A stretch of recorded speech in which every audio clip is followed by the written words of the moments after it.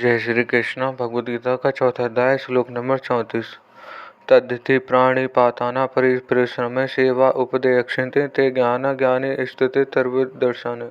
इसका हिंदी अर्थ है, उसको तत्वज्ञान तत्वदर्शी महापुरुषों के पास जाकर समझ, उनको साष्टांग दंडवत प्रणाम करने से, उसकी सेवा करने और सरलतापूर्वक प्रश्न करने से वे तत्वदर्शी ज्ञानी महापुरुष तुझे उस तत्वज्ञान का उपदेश देंगे। व्याख्या। अर्जुन ने पहले कहा था कि युद्ध में स्वजनों को मारकर मैं हित नहीं देखता। पहले अध्याय का 31वां श्लोक। इन आतियों को मारने से ही पाप लगेगा। युद्ध करने की अपेक्षा में भिक्षा मांगकर जीवन निर्वाह करना शेष समझता हूँ। इस तरह अर्जुन ये ध्रुव कर्तव्य कर्म का त्याग करना शेष मानते हैं, परंतु भगवान के मत अनुसार ज्ञान प्राप्ति के लिए कर्मों का त्याग करना आवश्यक नहीं है। इसलिए यहाँ भगवान अर्जुन से मानो यह कह रहे हैं कि अगर तू कर्मों का सही रूप से त्याग करके ज्ञान प्राप्त करने को श्रेष्ठ मानता है तो तू किसी तत्वदर्शी ज्ञानी महापुरुष के पास ही जाकर विधि पूर्वक ज्ञान को प्राप्त कर। मैं तुझे ऐसा उपदेश नहीं दूंगा। वास्तव में यहाँ भगवान का अभिप्राय अर्जुन को ज्ञानी महापुरुष के पास भेजने से नहीं है और प्रत्युत उन्हें चेतना का प्रतीत होता है। जैसे कोई महापुरुष किसी को उसके कल्याण की बात कह रहा है, पर श्रद्धा की कमी के कारण सुनने वाले को यह बात नहीं जचती, तो वह महापुरुष उससे कह देता है कि तू किसी और महापुरुष के पास जाकर अपने कल्याण को उपाय पूछ। ऐसे ही भगवान मानो है कह रहे हैं कि अगर तुझे मेरी बात नहीं जचती तो तू किसी ज्ञानी महापुरुष के पास जाकर प्रचलित प्राणी से ज्ञान प्राप्त कर। ज्ञान प्राप्त करने की प्रचलित प्राणी कर्मों का सही रूप से त्याग करके जिज्ञासा पूर्वक क्षेत्रीय और ब्रह्मनिष्ठ गुरु के पास जाकर विधि पूर्वक ज्ञान प्राप्त करना। आगे चलकर भगवान ने 38वें श्लोक में कहा है कि यही तत्वज्ञान तुझे अपना कर्तव्य कर्म करते करते दूसरे किसी साधन के बिना स्वयं अपने आप में प्राप्त हो जाएगा।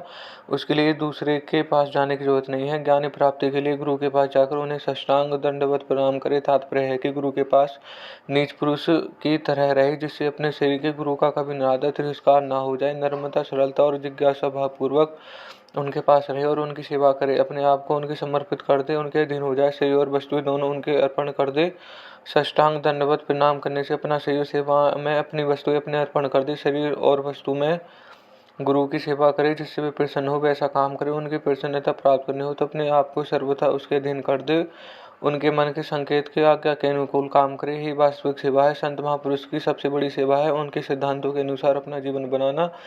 कारण है कि उनके सिद्धांत जितने प्रिय होते हैं उतना अपना शरीर प्रिय नहीं होता। सिद्धांत की रक्षा के लिए वे अपने शरीर तक का सहर्ष त्याग कर देते हैं। इसलिए सत्ता सेवक उनके सिद्धांतों का दृढ़तापूर्वक पालन करता है। परिप्रश्न केवल परमात्मा को जानने के लिए जिज्ञासा भावपूर्वक सरलता और विनम्रतापूर्वक गुरु से प्रश्न करें। अपनी विद्वता दिखाने के लिए उनसे उनकी परीक्षा करने के लिए प्रश्न करें।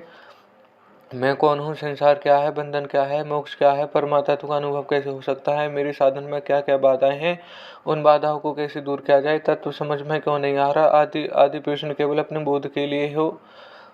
पद का तात्पर्य यहाँ है कि उस महापुरुष के परमात्मा का अनुभव हो गया हो, और पद का तात्पर्य है कि उन्हें वेदों और शास्त्रों के अच्छी तरह ज्ञान हो। ऐसे तत्वदर्शी और ज्ञानी महापुरुष के पास जाकर ही ज्ञान प्राप्त करना चाहिए। अंतकरण की शुद्धि के अनुसार ज्ञान के अधिकारी 3 प्रकार के होते हैं, उत्तम, माध्यम और कनिष्ठ। उत्तम अधिकार को श्रावण मात्र से तत्वज्ञान हो जाता है। माध्यम अधिकार को श्रवण मनन और निधि ध्यान करने से तत्वज्ञान होता है। कनिष्ठ अधिकारी तत्व को समझने के लिए भिन्न भिन्न प्रकार की शंकाएं क्या करता है।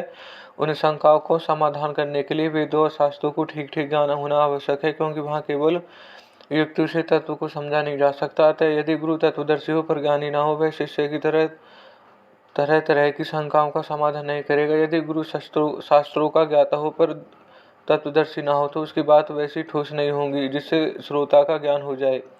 वह बातें सुनना सकता है, पुस्तकें पढ़ा सकता है, पर शिष्य को बोध नहीं करा सकता। इसलिए गुरु का तत्वदर्शी और ज्ञानी दोनों ही होना बहुत जरूरी है। महापुरुष को दंडवत प्रणाम करने से, उनकी सेवा करने से, उनको सरलता पूर्वक प्रश्न करने से तुझे तत्वज्ञान का उपदेश हो। इसका यह तात्पर्य नहीं है कि महापुरुष इन सब की उपेक्षा रहती है। वास्तव में उन्हें परिणाम सेवा आदि की मात्र भी भूख नहीं होती। यह सब कहने का भाव है कि जब साधक जिस प्रकार जिज्ञासा करता है और सरलतापूर्वक महापुरुष के पास जाकर रहता है, उस महापुरुष के पास जाकर वह अंतकरण में उसके प्रति विशेष भाव पैदा होते हैं, जिससे साधक को बहुत लाभ होता है। यदि साधक इस प्रकार उनके पास ना रहे तो ज्ञान मिलने पर भी उसे ग्रहण नहीं कर सकेगा।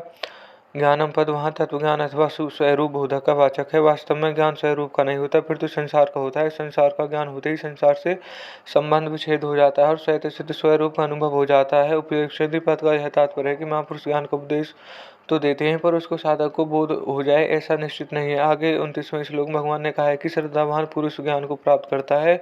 कारण है कि श्रद्धा अंतःकरण की वस्तु है, परंतु परिणाम सेवा प्रश्न आदि कपट पूर्वक भी किया जा सकता है। इसलिए यहाँ महापुरुष के द्वारा केवल ज्ञान का उपदेश देने की बात कही गई है। और 29वें श्लोक में भगवान ने साधक के द्वारा ज्ञान प्राप्त होने की बात कही गई है। संबंध तत्व ज्ञान प्राप्त करने की प्रचलित प्रणाली का वर्णन करके अब भगवान आगे के 3 श्लोकों में तत्व ज्ञान का वास्तविक महत्व बताते हैं। और यह श्लोक यहीं समाप्त होता है। धन्यवाद।